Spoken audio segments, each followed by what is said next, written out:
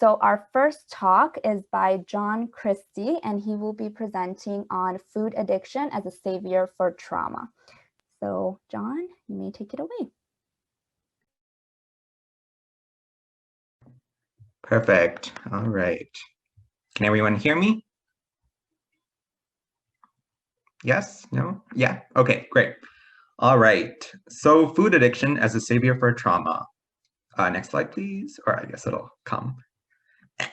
For millions of years, we have been evolutionarily primed to thrive in a food-scarce environment with natural foods.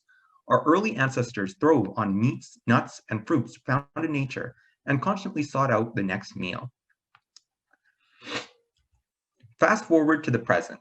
Many of these natural foods are now available and accessible on demand at a nearby grocer and at the click of a button.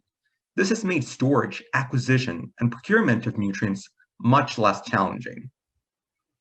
Additionally, we have even enriched natural foods with calories, fats, sugars, and salts to create what we call hyperpalatable processed foods.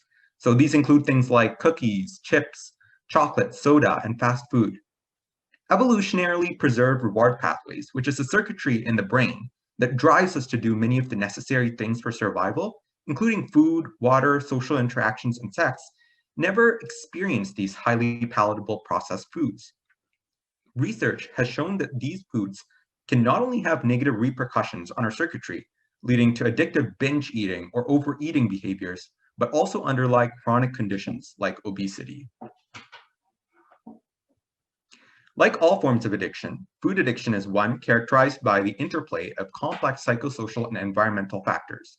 Binge eating disorder, obesity, craving, and substance dependence are all related to food addiction, but the body of evidence surrounding the concept remains in its embryonic stages. We now face an endless supply of processed junk food and multi-billion-dollar food industries that use the allure of marketing to encourage consumption among every demographic.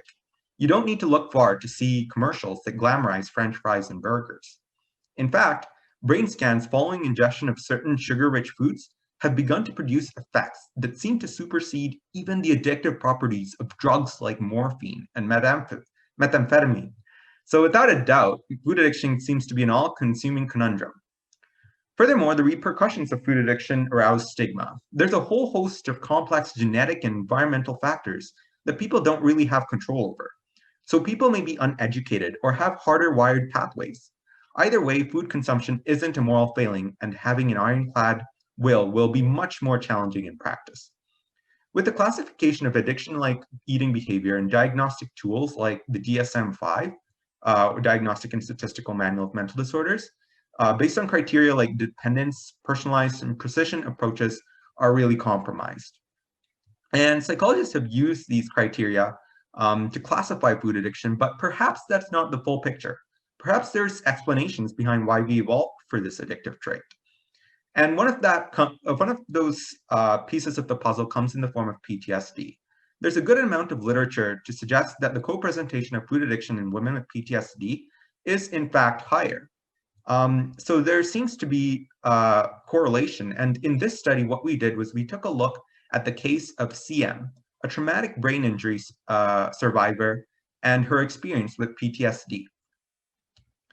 Now, CM was a lawyer and was stabbed over 17 times and pushed down a flight of stairs by a white supremacist group for giving her testimony. The physical wounds left her unable to walk again, but the mental wounds were in some sense even more devastating.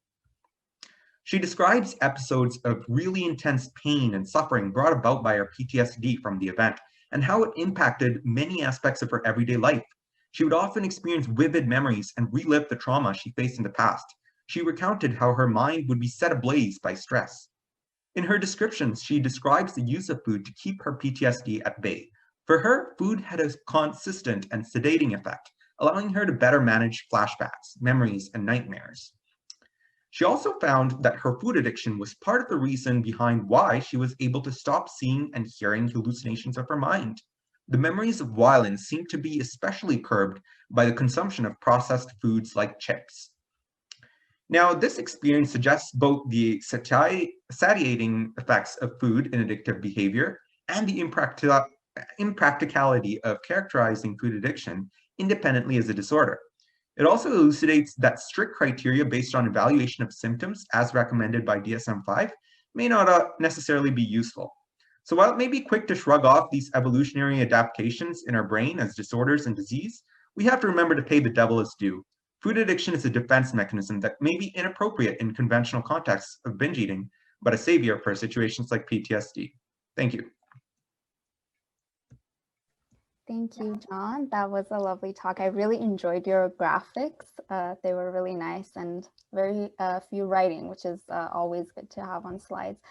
So if you haven't submitted your questions, please go ahead and do so. Meanwhile, I do have a question. I was wondering if you could comment a little bit on, so you talked a lot about food being used as a coping mechanism, especially in trauma. Can you comment a little bit on any studies that have been done that have maybe looked at different treatment strategies for people who do use food as a coping mechanism for trauma, and if there have been any successes or any problems with that? Yeah, for sure. Actually, there's been a lot of them which reviewed food addiction in the context of DSM-5, so which is a criteria that a lot of psychologists use to classify things like substance use, substance dependence, and things like that. And a lot of them have actually, this is a very controversial topic in the sense that a lot of people are still very hesitant, and for good reason as well, to classify food addiction as a DSM-5 category mental illness. Right now it is, but there's just so much studies that's being underway, and it's still a little bit up to debate, and it's a very heated debate if you get niche enough into the field. Right now, like the study that I referenced in my slides was this person named Mason, who's been doing a lot of work, particularly looking at the criteria and why sometimes it's useful, sometimes it's not that beneficial. And it seems to be that he has a little bit of a slant that favors the not useful to categorize it as a mental disorder side. And that's sort of what, like, in it, and I just want to be upfront about my bias. I also feel the same. I believe that a lot of what we've learned about food addiction has really suggested that there are ways in which we use it for coping much more than we use it for, let's say, like other addictive disorders like drugs, like hardcore drugs. Okay, that makes sense. Thank you. So there is a question that has come in.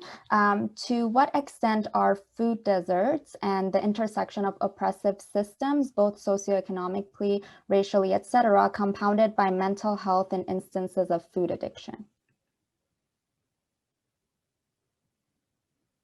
That's a big question. I definitely think that if you're looking at the bigger scheme of things, there's just been so much in terms of food marketing and all of the money that's being invested into marketing, and especially like processed food.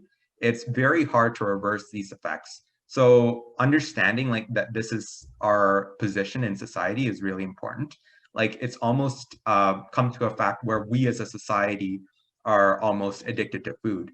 And it's very hard to like treat that in any way that we can actively make sure is something reasonable. So that's why I think the best way to sort of approach it is on an individual basis and understand your own ways of eating and food consumption, and try to figure out better ways that you yourself can take steps to prevent yourselves from getting addicted to these unhealthy processed foods. Because once a lot of people start, it's very difficult to get out of that addiction.